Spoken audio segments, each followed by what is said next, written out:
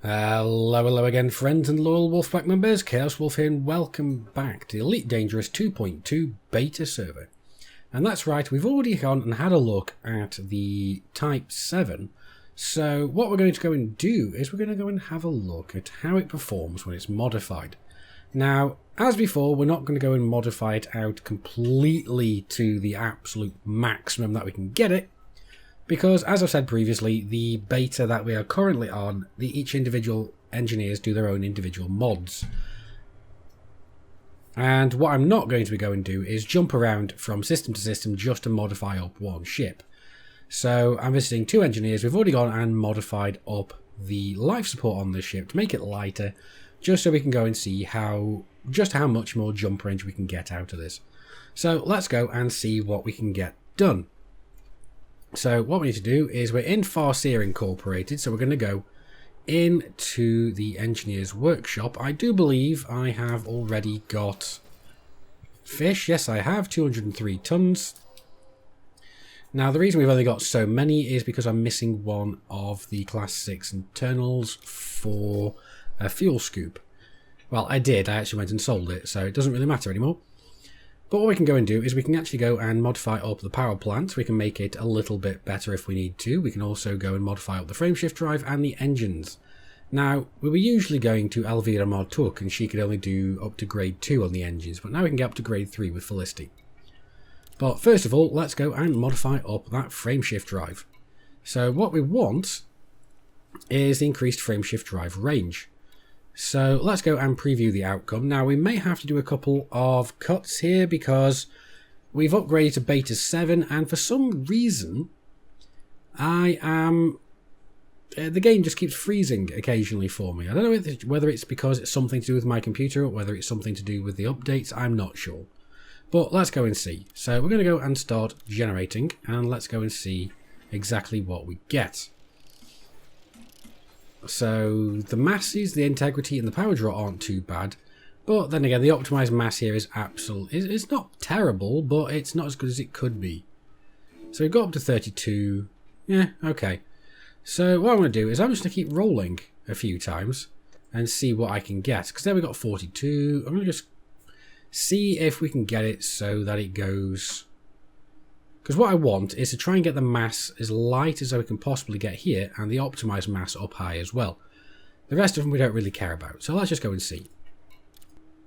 Okay, so we've made quite a few rolls and this is the best one we've come up with so far.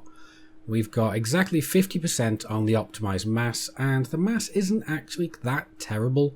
It's going up by 37%, but it could be worse. So let's go and apply. First of all, let's go and see what our current jump range is. And there we go. It says 25.27 light years maximum and currently is 18.02. So that's interesting. Let's go and see what it goes to after we apply. 37.43 light years maximum and a 26.81 light year jump range laden as we are currently.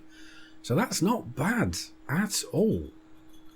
So we've got close to 40 light years in a Type 7.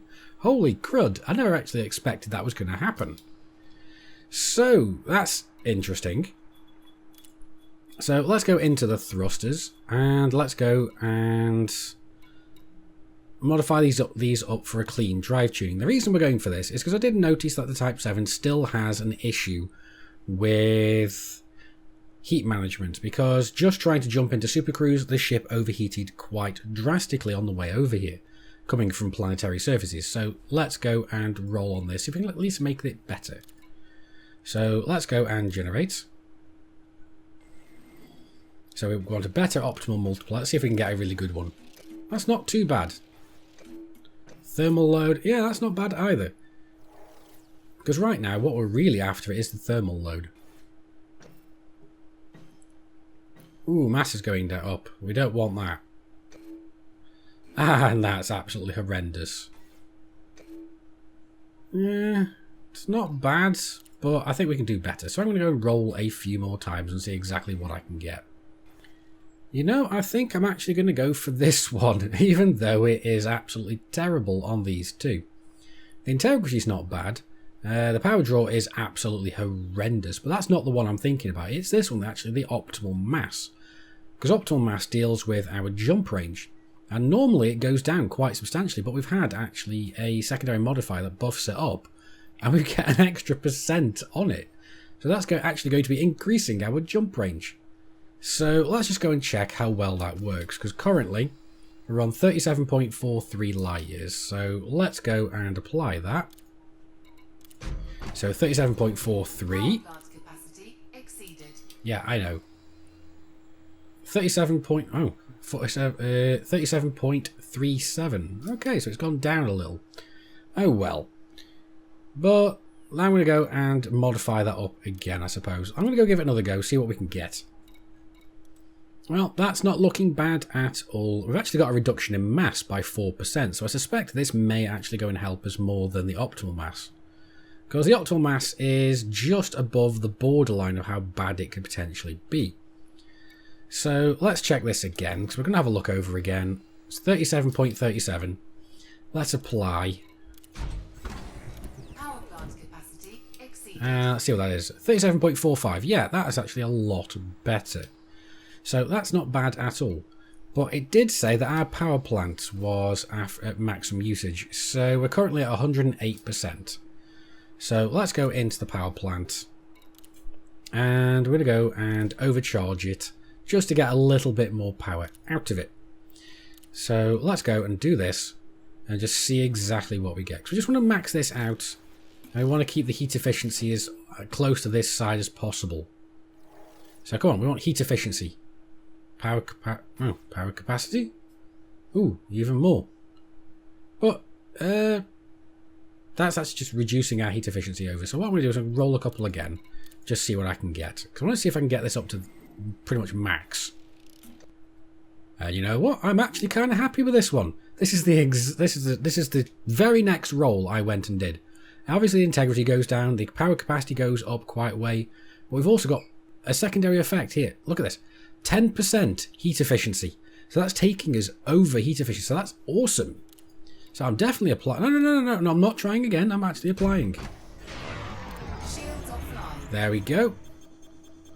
Now it says the shields are offline and everything, but that actually means that we've gone and got our power plant. It just restarts our power plant. That's basically all it meant. So that's awesome. So now we've got that modified, and let's go and have a look at our power plant. Not our power plant, a jump range. 37.45 light years worth of jump range. So that's not bad at all. It's also given us a better ability to maneuver as well, because we've got modified thrusters up to grade 3. And I'm just really curious to see how well this goes and works.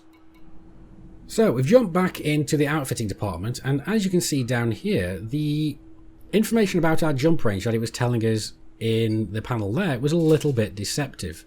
As you can see, we've got 35.52 light years worth of jump range out of this ship. So that is seriously not bad going. We've also got 25.39 light years worth of jump range fully laden, although that's going to go down once we go and put our last cargo rack in. Because as you can see, we've got nothing in there. So we can't really go and do anything about that at the moment. It will go down slightly, but at least it's not bad. So let's go and jump out and just go and see just how much better this ship is. So first of all, we're going to go and lift off. Wow, that was easy. But then again, we are only on a 0.09 G world. So that's not hard. This should not be difficult. Now, as you can see, as we're actually jumping out, you can see the heat rising quite substantially. So this ship still has an issue with heat management. Okay, so here we are back out in the depths of space once more. So what we're going to go and try and do is just see if we've gone any faster and any more maneuverable. So first of all, we're going to see how quickly we can go and accelerate.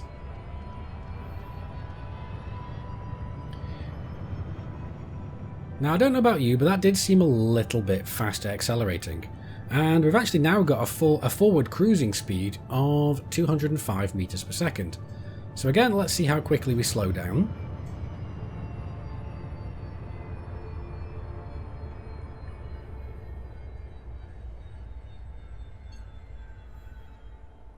Now that does seem a little bit slower than accelerating, almost the same as what it was before to me. Now I might be wrong, but oh well. So let's get up into the sweet spot and go and see how well we maneuver. So let's see. Now I don't know about you, but this does feel a little bit faster.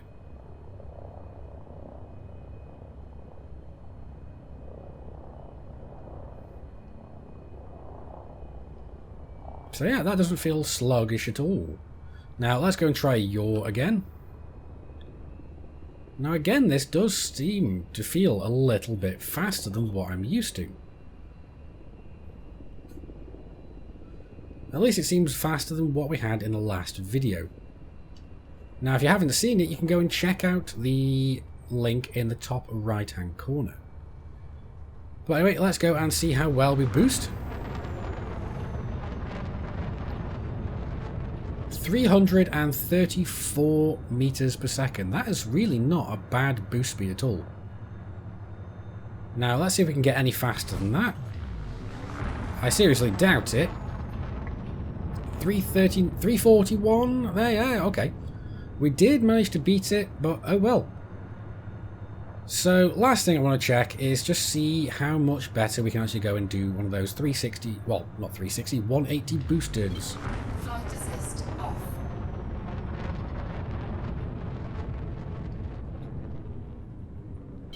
Flight assist on. Now still we're waiting for the capacitor to finish charging. So if you want to do this, you're probably going to want to go for an A-rated power distributor and not the D-rated one that I have currently.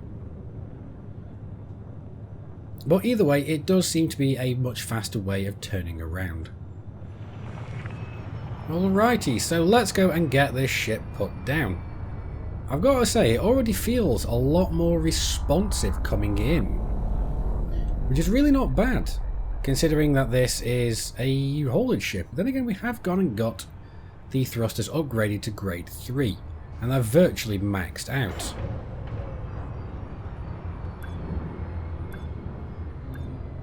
So yeah, it feels rather responsive. We did just skip the pad there. Other than that, it went in really easily. But anyway, let's get the ship into the hangar and see what I think about it once it's been modified. Okay, so once this ship has been modified, it gains an absolute metric buttload of jump range. Especially if you get very lucky on the modification rolls. So that is not bad. Because we virtually got this thing up to 35, 36 light years worth of jump range. And as you can see, we do have a little bit of a graphical glitch currently, which was pointed out to me in the last video, which I didn't notice, and that is that we can actually see through the ship. So that is a bit strange. I'm hoping Frontier actually goes and fixes that, because I imagine there's a couple of people that are actually going to go and get bugged over that. And yes, the back of the ship does look like Roberto from Futurama. I didn't know what his name was last time around, but it really does look like him. And quite a few of you guys have actually gone and confirmed that for me. Now, on this side, there is no graphical glitch seeing through, so that's kind of nice. But anyway, yes, I do think that this ship actually benefits massively from engineer modification, especially with its jump range. So, if you're only going to go for one upgrade on this, I would seriously recommend it being the jump drives. But anyway, guys, that's going to be it for this video. I do hope you've enjoyed it. Like the video if you liked it, dislike it if you didn't. Neither of those good enough for you? That's what the comments are for. But I've been Commander Chaos Wolf. You guys have been epic. I will see you soon. And until next time, Commanders, keep flying and stay shiny.